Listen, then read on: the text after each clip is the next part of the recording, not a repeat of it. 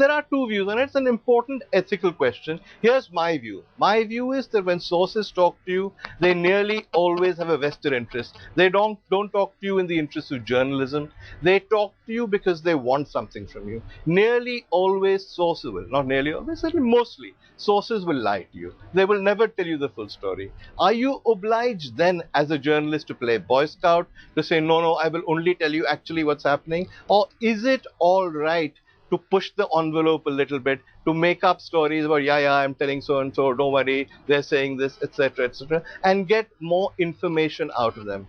I have to say that until now, I would have said there was no doubt. I mean, if they're going to lie to you, you're okay to lie to them. The important thing is not what you say to your sources. The important thing is what you do. I didn't do anything unethical. I didn't speak to anybody in the Congress. I didn't write any article that was based on anything unethical that she had tried to plant. So my view so far has been, if the journalism is all right, how you string along your sources is okay. I have to say, however, Rahul, that in the light of what's been happening, I'm willing to question that position. I think if there is a debate, and perhaps we've done the wrong debate, because much of the debate has been about how journalists talk to Neera Radia, perhaps we should have a debate on how we talk to our sources. Do we tell her the truth? Do we string her along, knowing that she's going to brag about what we've told her, knowing that she's going to make extravagant claims, knowing that she's never going to tell us the full story? Are we still obliged to play Boy Scout, to be honest? I don't know. I think there's a debate there, and I think you guys should have it. You're saying you never spoke to anyone in the Congress, but I'm quoting now from excerpts from your conversations with Neera Radia, where you say, I spoke to Ahmed Patel, Ghulam Nabi Azad is not a very key figure, Ahmed is the key. Neera Radia says, right, you say, so Ahmed says Ghulam has been dealing with Maran, but Ghulam is not our official spokesperson, and we're not taking Maran seriously. As far as they are concerned, they've asked for 5 crucial ministries. It's an idiotic and unreasonable demand. The question that people have from you, Mr. Sanghvi, is you were dealing with a known corporate lobbyist who had as her clients 2 of India's biggest corporates. Do you not see something amiss in passing on this information which you gathered in your capacity as a very senior journalist to a corporate lobbyist who was obviously fishing in these waters for her personal gain and that of her clients, sir? All right, let's break that down. That's a good question. Let's break it down. First of all, I say I spoke to Ahmed. I'm telling you now, I never spoke to Ahmed. I was stringing her along. Don't take my word for it. Check with him. I think he will happily tell you he never said any such thing to me.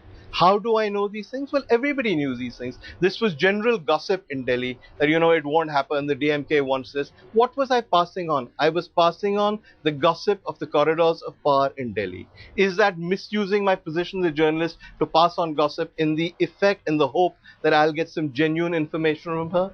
Maybe it is, maybe it isn't. There's a debate in that. But the whole business of being a go-between, being a lobbyist, talking to somebody influential as a journalist, then passing it on to somebody, that's a non-issue.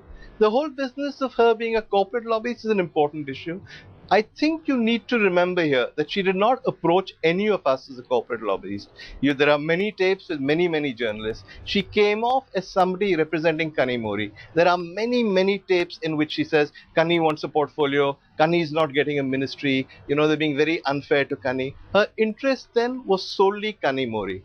I know a lot has been made of the 2G scam and of Raja, but that's rubbish. These conversations take place a year after the 2G scam. There is no conceivable relevance to 2G scam. She never ever asked me to do anything for, let me finish now. She never once asked me to do anything for Raja. In fact, as far as I can remember, and you will understand that I'm on a balcony without access to the tapes, the only reference to Raja is where she says, the old man is very clear, Raja will get telecom. As far as that was concerned, it was a done deal for her. She didn't really need us. She didn't even talk to us about it. So that corporate lobbyist angle is not relevant to this bit. But is that not a very simplistic assessment? Given the fact, yes, she might have been speaking to you on behalf of Kani Modi at that time, but here is a woman who very clearly wants to keep Dayanidhi Maran out.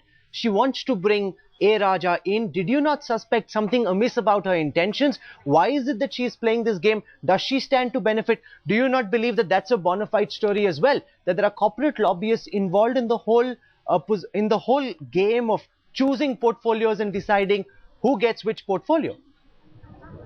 Okay, let's not get carried away. I don't think corporate lobbies chose or decided who got which portfolio. There is no evidence that anything Neera Radia did had any concrete conclusions at all. If you're basing it on the fact that I strung her along, even the Congress will tell you that I never spoke to anybody. I think the same claim has been made by Barkha Dutt. No doubt you will speak to 15 other journalists she made the same request to, but I think you will find the same thing. None of them ever actually spoke to the Congress.